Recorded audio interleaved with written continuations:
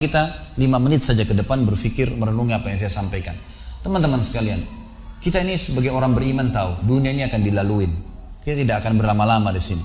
Jangan sampai dunia ini menjadi target utama. Berantem gara-gara tanah, berebutan karena warisan, berebutan karena jabatan, kadang-kadang berebutan hanya karena masalah pasangan hidup. Untuk apa? Untuk apa teman-teman sekalian? Dunia ini mungkin di mata antum kelihatan besar kalau dekat. Misal, saya tidak tahu bapak-bapak mengerti nggak. Kalau ibu-ibu biasanya langsung mengerti kalau masalah contoh-contoh perhiasan.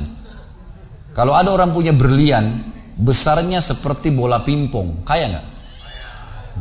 Rupanya ada juga bapak-bapak yang paham. Itu kaya luar biasa. Kalau dia punya berlian seperti bola basket, kaya nggak? Coba taruh berlian yang seperti bola basket itu di tanah, terus antum naik pesawat ke atas. Makin jauh, kelihatan enggak? Orang yang perebutkan tanah 1000 kali 1000 meter, 1 hektar, berapa hektar, tumpah-tumpahan darah. Padahal kalau dia naik pesawat hilang semua tuh. Mobil mewah, bangga-banggaan dengan mereknya. Kalau kita naik pesawat kayak gentong-gentong lagi jalan. Cuma hiasan dunia. Apa yang mau dikejar? Gitu kan? Seorang mukmin tahu dunia hanya fasilitas saja untuk mengejar akhirat. Akhirat yang abadi teman-teman. Akhirat yang abadi, kejar di sana. Walad darul akhiratul lahiyal hayawan, kata Allah. Darul akhirah, tempat akhirat adalah kehidupan yang abadi. Di akhirat kata Nabi SAW, kalau seorang mukmin masuk ke dalam surga, tidak ada capek, nggak ada gangguan orang, nggak ada sedih, nggak ada penyakit, nggak ada buang air besar, nggak ada buang air kecil. Makanan dan minuman yang dimakan ahli surga yang tidak dibutuhkan oleh tubuhnya akan keluar dalam bentuk keringat yang lebih wangi dari bau kasturi. Gak ada lagi masa tua, gak ada masa anak-anak. Semuanya berumur 33 tahun. Dan semua laki-laki akan kembali kepada poster ayahnya Adam 60 siku ke langit 27,5 meter.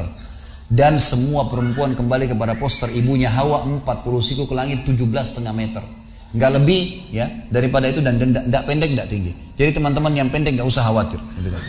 Ini cuma dunia.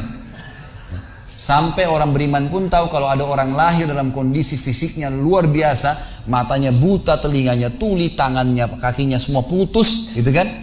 Itu tetap bagi orang beriman punya nilai. Karena itu cuma dunia. Begitu dia meninggal, jasadnya akan dimakan oleh tanah. Sebagaimana sabda Nabi SAW, semua jasad kalian akan dimakan oleh tanah kecuali tulang ekor kalian yang darinya Allah akan tumbuhkan kalian. Di akhirat ditumbuhkan jasad yang baru.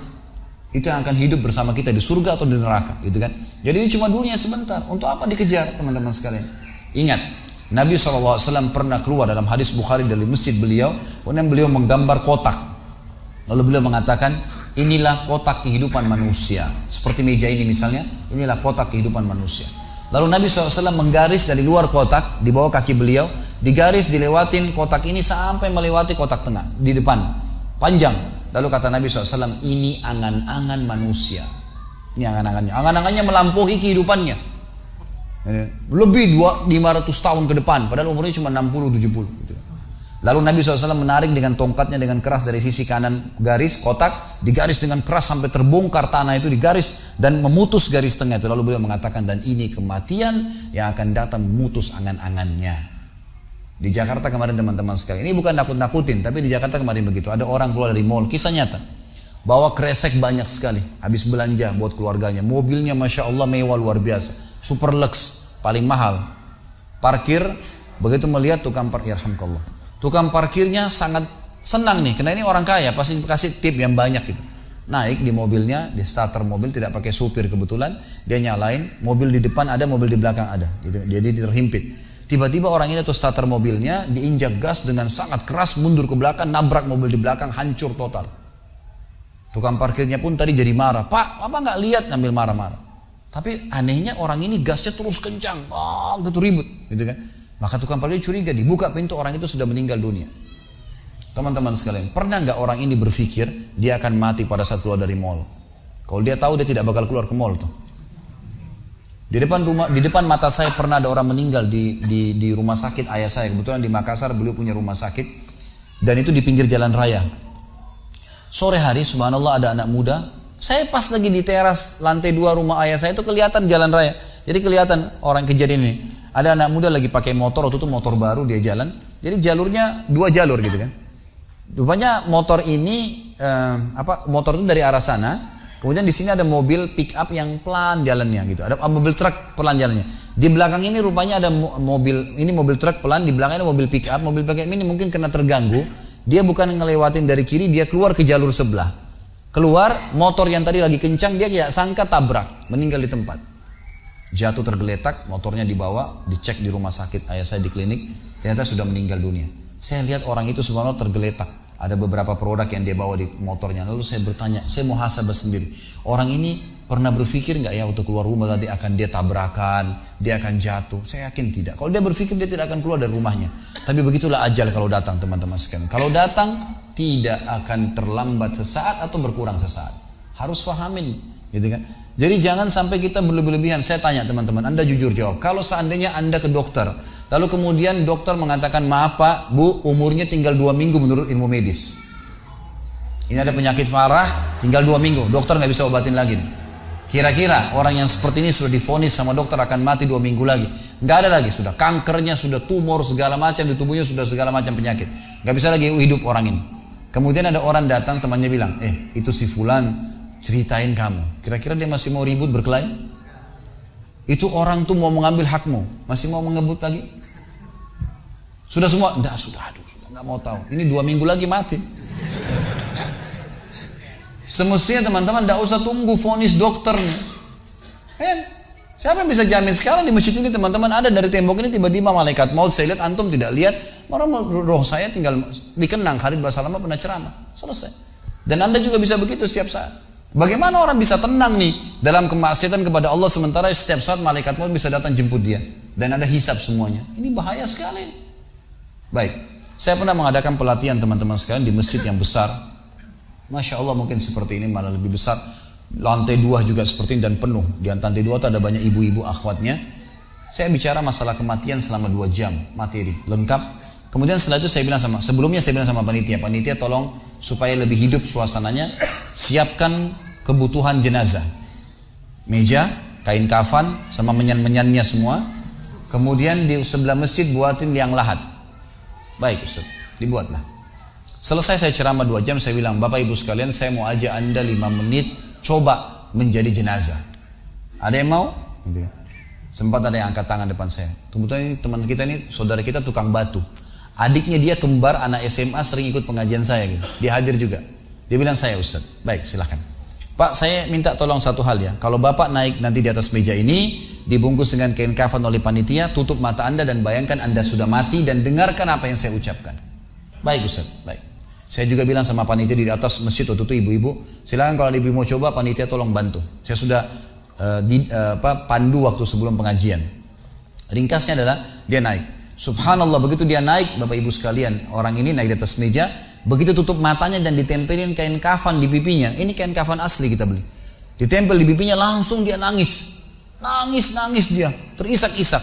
Lalu kemudian panitia taruh tangannya di dadanya, harus dibungkus gitu kan. Lalu saya bilang, Pak, coba renungin sekarang Anda sudah mati dan hiruk-pikuk di masjid ini ada orang nangis. Kebetulan adiknya dia yang kembar ini murid saya duduk di sebelah kiri kanannya dan membayangkan benar kakaknya meninggal. Mereka betul-betul menangis gitu. Ada jemaah-jemaah juga yang lain pada nangis. Saya bilang hiruk-pikuk masjid ini yang sedang menangis, ada yang sedang ngobrol, ini anggap di rumah Anda pada saat Anda meninggal dunia. Dan Anda tidak bisa protes. Gak bisa bilang saya tidak mau, jangan ribut, gak bisa lagi. Udah. Panitia pun menaruh tangan kanan di atas tangan kiri, kita nggak bisa protes taruh di dada. Dibungkus dengan kain kafan pun nggak bisa. Baik, Pak, bayangkan semua peluang amal saleh yang semestinya Anda bisa kerjakan, sholat malam, sedekah bakti dengan orang tua, baca Quran, sholat berjamaah, yang Anda sia-siakan dan Anda menyesal kenapa tidak kerjakan sekarang. Dan bayangkan semua peluang dosa yang Anda tidak sia-siakan. Kesempatan zina, berzina, kesempatan dusta-dusta, kesempatan riba-riba, semua dikerjakan. Dan Anda tidak sempat taubat dan Allah akan hukum Anda sekarang. Itu Bapak Ibu sekalian, saya tidak karang-karang dia sampai nangis Bapak ini. Terus dia nangis. Lalu saya bilang, tolong panitia datangkan geranda jenazah. Datangkan. Baik Pak, sebentar lagi kami akan angkat badan Anda di geranda ini dan kami akan bawa Anda ke liang lahat sebelah masjid. Gitu kan. Diangkatlah dia. Saya bilang, Pak, renungin, resapi tubuh Anda kesentuh dengan geranda ini. Gitu kan. Ditutuplah lalu dipikul. Lalu saya pandu pakai mic, saya bilang, Pak, inilah detik-detik terakhir Anda bersama kami. Terus sesalin perbuatan-perbuatan dosa yang Anda pernah lakukan, peluang-peluang ibadah yang Anda sia-siakan. Sampai tiba di luar masjid, saya turun ke liang lahat, saya buatin sendiri tanah, kemudian saya buatin gubernur, lalu diturunkan dia. Setelah diturunkan, saya suruh tutup matanya, kemudian ditutup dengan kain. Saya keluar, lalu saya pakai mic, saya bilang, Pak, buka matanya. Inilah rumah Anda sekarang. Walaupun rumah Anda 1000 kali 1000 meter di dunia, kembali ke 1 kali 2 meter. Ini tempat Anda sekarang. Dan sebentar lagi malaikat akan datang menanyakan kepada Anda pertanyaan-pertanyaan yang Anda sudah tahu. Selesai. Berapa mungkin sekitar hitungan detik. Ini semua proses kurang dari 5 menit teman-teman sekalian. Lalu saya bilang, buka. Dibuka kain tersebut. Lalu saya bilang, teman panitia bantu. Bapak ini keluar. Keluar dia. Waktu dia keluar dari kuburan, liang lahat itu teman-teman, sempoyongan. Kayak orang yang sudah pusing gitu. Keluar. Kemudian saya bawa ke masjid. Saya pegang tangannya masuk ke masjid. Duduk. Lalu saya kasih mic. Pak, tolong ceritakan pengalamannya kepada jemaah jadi jenazah 5 menit. Itu dia pegang mic, gemetaran. Ustaz, saya tobat. Saya durhaka sama orang tua. Saya nggak sholat. Saya begini. Ini dia lupain, ada ribuan jemaah depannya nih. Dia nangis-nangis. Sebutin semua kesalahannya. Semua pada banyak ikut nangis. Dia kayak orang ketakutan betul. Gitu kan. Baik, selesai. Saya panggil siapa lagi yang mau coba? 2, 3, 4 orang. Rata-rata semua begitu keadaannya. Gitu kan. Alhamdulillah mereka sadar seketika pada saat itu. Lalu kemudian saya bilang, penutupan, ada bahkan ibu-ibu yang coba di atas pingsan, ibu itu. Kita bukan nakut-nakutin, tapi memang saya praktekin. Lalu saya bilang begini, Bapak Ibu sekalian, sebagai penutup acara saya bilang pada saat itu, bahwasanya ini hanya praktek jadi jenazah. Tapi ini ya akan datang satu waktu Anda dibungkus kain kafan tidak bisa kembali lagi. Sekarang masih bisa kembali beramal soleh. Dan ini pernah diperingatkan oleh Hasan Basri rahimahullah. Beliau pernah ngantar jenazah diikuti oleh seseorang. Lalu Hasan Basri tanya, wahai fulan, kalau seandainya jenazah ini tiba-tiba hidup sekarang, apa yang dia kerjakan? Kata orang ini, tentu dia akan sholat, dia akan puasa, dia akan ngaji, dia akan kerjakan ibadah-ibadah. Kata Hasan Basri, kenapa? Dia bilang karena dia sudah mati, dia tahu nilainya ibadah itu. Kata Hasan Basri, yang kau ucapkan benar, tapi di depan matamu ini tidak bisa hidup lagi. Kamu sekarang masih hidup, kerjakan seperti dia kalau dia hidup. Jangan tunggu itu, gitu kan? Ingat teman-teman, pujian teman, ancaman teman, atau orang sekitar kita, hanya sepanjang lidahnya. Kamu hebat ya, kamu kaya ya, kamu gagah ya, kamu cantik ya, sepanjang lidahnya demi Allah. Mau apa itu? Apa yang mau direbut? Orang-orang setengah mati sholat malam sejam 2 jam, besok ceritain ke orang hanya butuh pujian sepanjang lidah dia. Untuk apa? Teman-teman yang suka riak nih, saya ajarin caranya gampang. Ada caranya gampang. Kalau Anda besok pagi mau cerita kepada teman-teman Anda di kantor atau tempat, saya sholat tadi malam, sholat malam, gak usah tunggu besok pagi setengah mati, ngantuk-ngantuk nanti malam bangun.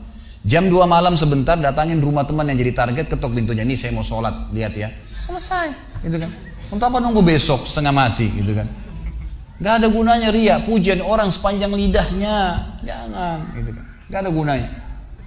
Jadi teman-teman sekalian, sadarilah mati akan datang dan jadilah seperti Bilal radhiyallahu anhu, sahabat Nabi yang mulia. Waktu ditanya, "Ma ra'yuka bil maut?" Apa pendapat Anda dengan kematian? Kata beliau, "Marhaban bil maut." Selamat datang kematian.